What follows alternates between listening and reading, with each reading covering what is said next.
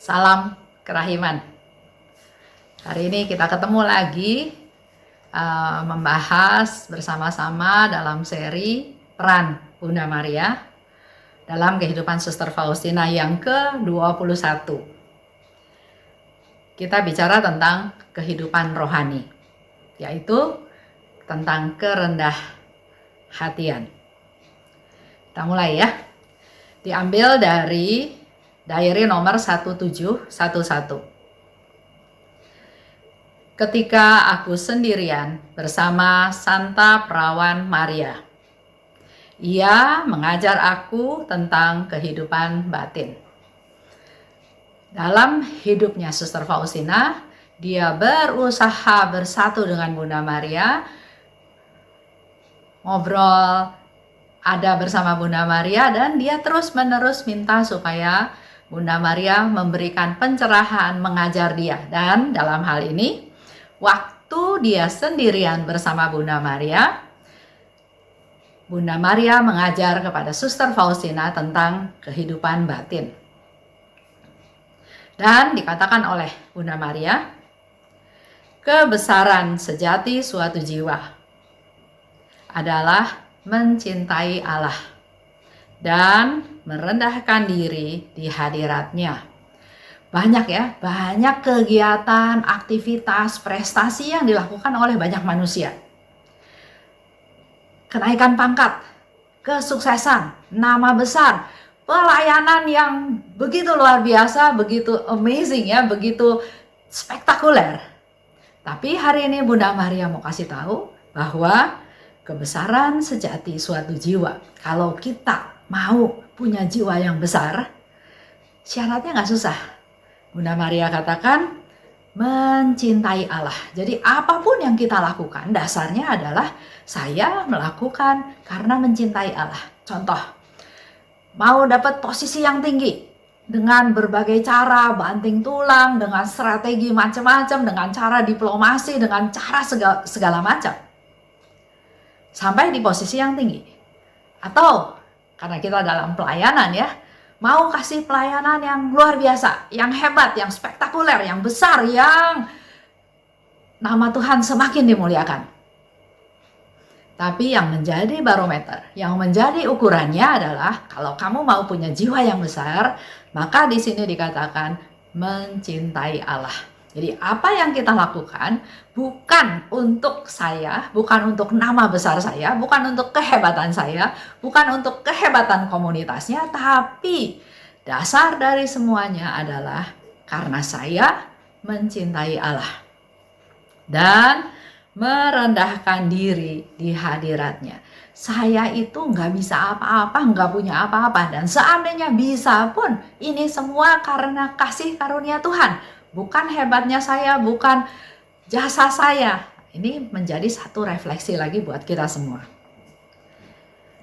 Lebih lanjut dikatakan oleh Bunda Maria, selain mencintai Allah dan rendah hati, yang perlu diingat satu lagi adalah melupakan dirinya sendiri.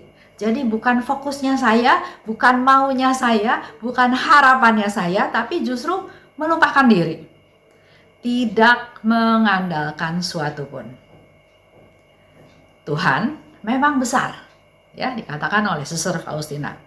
Tapi ia sangat berkenan akan orang yang rendah hati. Jadi yang dilihat oleh Tuhan bukan prestasi yang besar, bukan nama besar, bukan terkenal, bukan selebritis, bukan hal-hal yang spektakuler. Hal-hal itu hal-hal duniawi semuanya. Yang berkenan pada Tuhan adalah orang yang rendah hati. Orang yang menyangkal diri, orang yang enggak ngotot sama pendapatnya sendiri, bukan orang yang maunya diikuti. Saya punya rencana ini, saya mau diikuti. Menurut saya ini benar, saya yang harus lakukan, ini yang harus dilakukan karena menurut saya ini betul. Itu bukan orang-orang rendah hati. Karena Bunda Maria katakan di sini dengan jelas, iya, Tuhan selalu menolak orang yang sombong. Kita sering nggak sadar bahwa kita ini sombong. Sering merasa bahwa saya lebih dari yang lain. Dia nggak bisa, saya bisa. Dia ketemu jalan buntu, saya yang urus, saya yang pegang, ada solusinya. Sering kita sombong tanpa kita sadari, padahal semua itu berasal dari Tuhan. Itu rahmat dari Tuhan, itu pemberian Tuhan yang Tuhan berikan secara cuma-cuma. Jadi sebetulnya nggak ada yang bisa kita lakukan sebagai suatu kesombongan, bukan kehebatan kita. Nah, pengajaran dari Yesus tentang kehidupan rohani, yaitu tentang kerendah hatian, ada di 1685 dan 1701. Tadi Bunda Maria mengajar Suster Faustina tentang kehidupan batin, yaitu tentang rendah hati. Tapi saya mau ajak Bapak Ibu untuk tahu juga apa yang dikatakan oleh Yesus tentang kehidupan batin, yaitu ada di 1685. Dikatakan oleh Suster Faustina dalam ibadat jam kudus. Jadi ada momen tertentu ya. Aku minta pada Yesus untuk mengajar tentang kehidupan rohani. Jadi Suster Faustina minta, punya inisiatif, ingin, Tuhan, saya ingin belajar untuk bisa menjalani kehidupan rohani saya dengan baik. Dan Yesus katakan, putriku, hayatilah dengan setia kata-kata yang kusampaikan padamu. Firman Tuhan, apa yang dikatakan oleh Yesus, Yesus mau itu dihayati, itu direnungkan, dikunyah, dievaluasi, sungguh-sungguh direnungkan, sehingga di sini dikatakan hayatilah dengan setia kata-kata yang kusampaikan kepadamu. Jangan menghargai hal-hal lahiriah terlalu tinggi. Juga kalau tampak sangat berharga bagimu. Yesus sudah kasih contoh, kasih rambu-rambu. Sering ya, tadi yang seperti saya katakan, kita sering menghargai hal-hal lahiriah. Contoh tadi ya, pelayanan. Kita ingin supaya banyak orang mengenal kerahiman Tuhan. Kita ingin seminar yang besar. Kalau yang dengar 100 dibandingkan dengan yang mendengar 1000, harusnya kita menjadi lebih senang kalau yang dengarnya 1000. Berarti 1000 orang tahu tentang kerahiman. Tapi di sini Yesus ingatkan, jangan menghargai hal-hal lahiriah begitu tinggi. Hal-hal lahiriah tadi ya, contohnya 1000 orang. Itu hal-hal lahiriah. Juga kalau tampak sangat berharga. Target kita kan mewartakan firman Tuhan, mewartakan kerahiman Tuhan. Jadi kalau yang dengar 1000, harusnya kita merasa lebih berharga karena lebih banyak orang yang tahu tentang kerahiman Tuhan. Tapi Yesus ingatkan, jangan menghargai hal-hal lahiriah terlalu tinggi. Tinggalkanlah dirimu sendiri dan tinggallah bersamaku terus-menerus. Yang diminta oleh Yesus itu bukan diri kita sendiri, bukan fokusnya diri kita sendiri, sehingga dikatakan tinggalkanlah dirimu sendiri. Tapi fokusnya adalah selalu bersatu dengan Tuhan, menyatukan diri dengan Tuhan, selalu ingat Tuhan, selalu ingat Tuhan ada, Tuhan hadir, dan setiap perbuatan kita, kata-kata kita, itu semua diketahui dan kita sadar bahwa Tuhan ada. Bersamaku terus-menerus ya, kata Yesus. Percayakan segala sesuatu kepadaku. Ada juga contoh, Tuhan saya mau melaksanakan firman-Mu. Firman-Mu Tuhan, ampuni sesamaku, ampuni orang yang bersalah kepadaku. Aku mau Tuhan, tapi aku nggak bisa. Nah, ini kan menjadi satu tanda tanya besar. Tuhan bilang, percayakanlah kepadaku. Jadi serahkan semua kepahitan, kekecewaan, kesedihan, semuanya serahkan pada Tuhan. Karena dikatakan oleh Yesus, serahkan semuanya padaku. Kalau sudah diserahkan, saya udah nggak punya apa-apa lagi. Nggak punya kesedihan, nggak punya kemarahan, nggak punya kekecewaan. Seperti contoh ya, saya bawa karung. Kalau kita zaman Sinterklas, di dalam karung itu isinya kan hadiah-hadiah. Tapi saya coba bayangkan, saya bawa karung, di mana di dalam karung itu isinya adalah kemarahan, kebencian, putus asa, kesedihan, kegagalan, Ya, banyak hal yang membuat hidup saya berat. Saya bawa tuh karung itu kemana-mana. Nah, di sini Yesus katakan, serahkanlah, percayakanlah segala sesuatu kepadaku. Jadi saya bayangkan bahwa karung yang saya bawa-bawa itu, saya serahkan semuanya pada Tuhan. Saya udah nggak tanggung karung berat lagi. Jadi hidup saya sudah ringan. Nah, yang jadi permasalahan seringnya adalah, Tuhan, yang ini saya serahkan, tapi yang saya marah sama orang itu nipu saya, merugikan saya nggak bisa, Tuhan. Itulah yang menyebabkan kita nggak bisa mengampuni orang itu, karena karungnya nggak mau saya serahkan sama Tuhan. Lanjut ya, Yesus katakan, dan jangan melakukan suatu pun dengan mengandalkan diri sendiri. Kalau saya sudah percayakan semua urusan saya sama Tuhan, saya nggak perlu lagi melakukan hal-hal tertentu dengan mengandalkan diri sendiri. Tapi kalau tadi contoh ya, ada isi karung yang nggak saya serahkan, karena dia menyakiti saya, karena dia menyusahkan saya mau pegang sendiri dan mengandalkan diri sendiri. Nggak bisa. Di sini Yesus katakan, jangan mengandalkan diri sendiri. Maka engkau akan selalu memiliki kebebasan roh yang leluasa. Kalau kita percayakan semuanya pada Tuhan, maka Yesus katakan kita akan punya kebebasan roh yang luar biasa. Sudah tidak ada lagi roh kemarahan, roh ketakutan, roh yang mengganggu kita, membebani kita. Tidak ada situasi atau kejadian yang akan mampu mengacaukan engkau. Kalau sudah diserahkan semuanya pada Tuhan, tidak ada satu situasi pun yang akan mengacaukan kita. Itu Tuhan Yesus yang katakan. Jangan terlalu mengacuhkan apa yang dikatakan orang. Nah, ini masih sering. Kita masih sering nggak terima kalau orang ngomongin kita. Ngomong sesuatu, biasanya kita masih nggak terima. Apa hak dia ngomongin saya? Bukan dia yang kasih makan saya, bukan dia yang urus saya. Kok berani-beraninya dia ngomongin saya? Atau ada yang berkomentar, wah, orang ini seperti ini, dan nggak terima. Dia melakukan kebaikan itu karena punya maksud, pengen terkenal. Langsung naik darah, marah. Karena nggak seperti itu. Atau tanpa kita sadari, karena ternyata apa yang kita mau ketahuan sama orang, jadi kita marah. Nah, di sini dikatakan jangan terlalu mengacuhkan apa yang dikatakan orang. Jadi jangan terlalu peduli dengan apa yang dikatakan orang, karena dia mengatakan sesuatu pasti dia punya motivasi. Biarlah setiap orang menghakimi engkau menurut kesukaan mereka. Yesus kasih yang luar biasa. Orang mau hakimi saya, biarin aja. Nggak usah peduliin. Biarkan setiap orang menghakimi engkau menurut kesukaan mereka. Terserah. Jangan pusing. Jangan membela diri. Penghakiman mereka tidak akan merugikan engkau. Ini satu jaminan lagi dari Tuhan. Walaupun kita dihakimi, dia tidak mungkin bisa merugikan saya. Jadi nggak perlu bela diri. Dikatakan, misalnya ya, Esther itu jelek.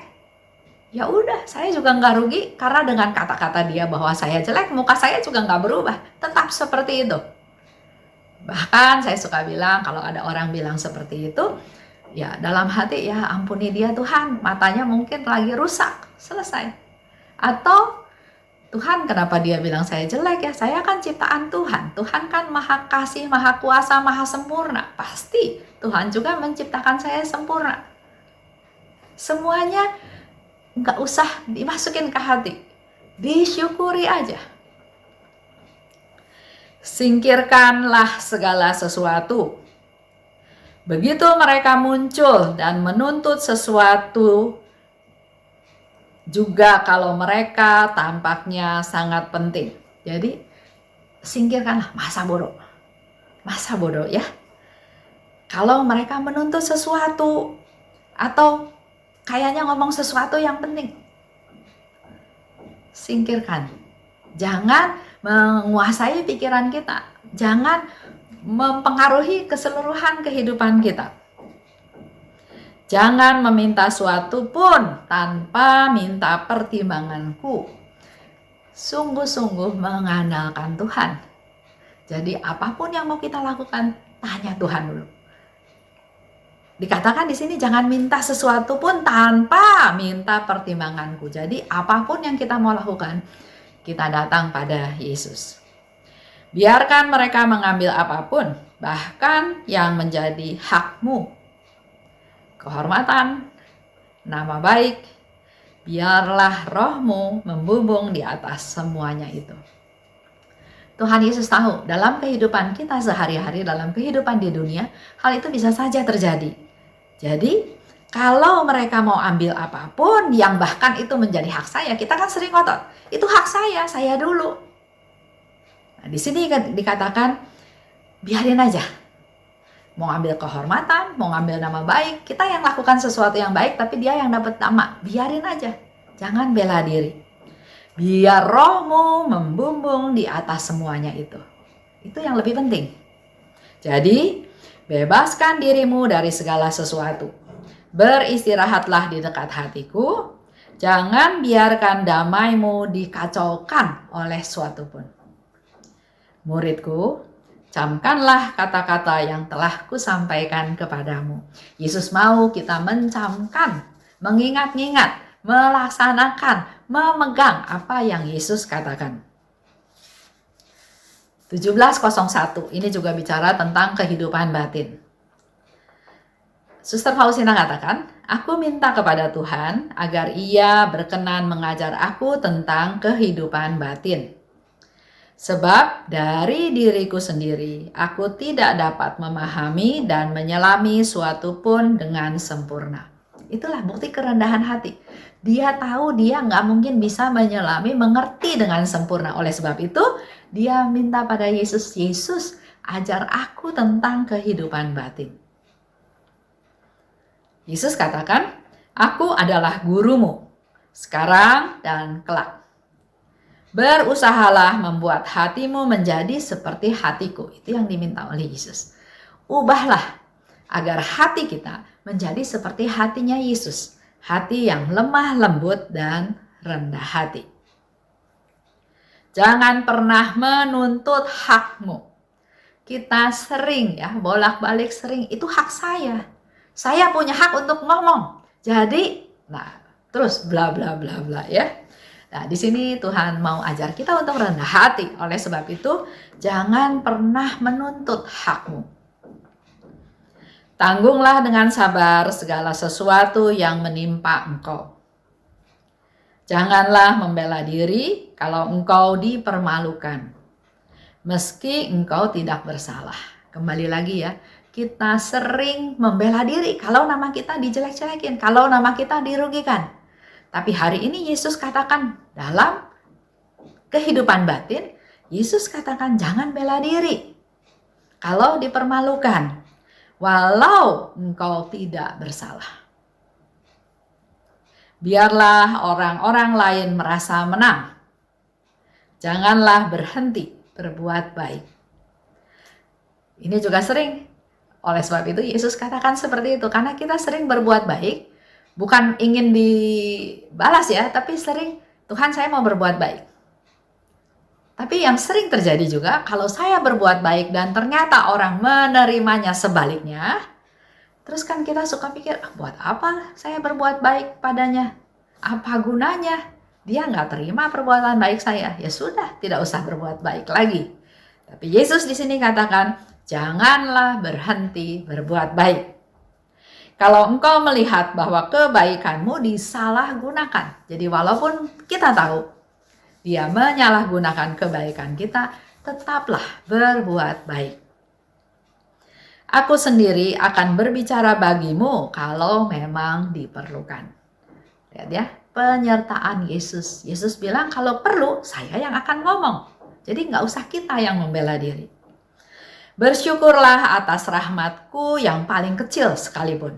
Sebab sikap syukurmu mendesak aku untuk memberikan rahmat baru kepadamu. Ini rahasia yang besar sekali. Yesus bilang bersyukurlah, bersyukurlah. Walaupun hanya mendapat rahmat yang kecil. Tuhan terima kasih, udara cerah. Tuhan terima kasih, saya masih hidup. Tuhan Terima kasih karena saya sehat. Banyak sekali yang bisa kita syukuri, hal-hal yang kecil. Karena Yesus katakan dengan sikap syukurmu seperti itu, tanpa kita sadari kita lagi desak Yesus. Untuk Yesus memberikan rahmat-rahmat baru yang lain kepada kita. Semakin kita bersyukur, semakin kita mendesak Tuhan untuk memberikan rahmat-rahmat baru yang lain kepada kita semua. Itulah wejangan, nasihat, janji Tuhan yang kita terima hari ini melalui kehidupan batin. Jadi buat Bapak Ibu jangan hanya fokus pada kehidupan duniawi. Kita ini manusia rohani, oleh sebab itu kita juga perlu memperbaiki kehidupan batin kita. Dan kehidupan batin itu tadi dilatih dengan cara-cara seperti tadi, di mana Yesus sudah banyak memberikan contoh, jangan bela diri. Kalau kita dihakimi, biarin aja orang itu mau hakimi seperti apa. Biarin dia menang. Jangan nuntut hak. Kalau perlu, Yesus bilang, Yesus yang nanti akan ngomong. Tapi dia mau mengajar kita untuk rendah hati. Karena rahmat Tuhan, Yesus katakan hanya mengalir kepada orang-orang yang rendah hati. Dan terakhir, Yesus kasih nasihat yang bagus sekali. Bersyukurlah walaupun cuma dapat rahmat yang paling kecil sekalipun. Karena dengan syukur itu, kita mendesak Yesus untuk memberikan rahmat-rahmat lain yang lebih besar yang kita perlukan. Rahmat-rahmat baru Yesus akan terus berikan kepada kita. Jadi Bapak Ibu jangan jemu-jemu, jangan bosan-bosan untuk terus bersyukur dalam hal sekecil apapun. Terima kasih atas perhatiannya. Salam kerahiman.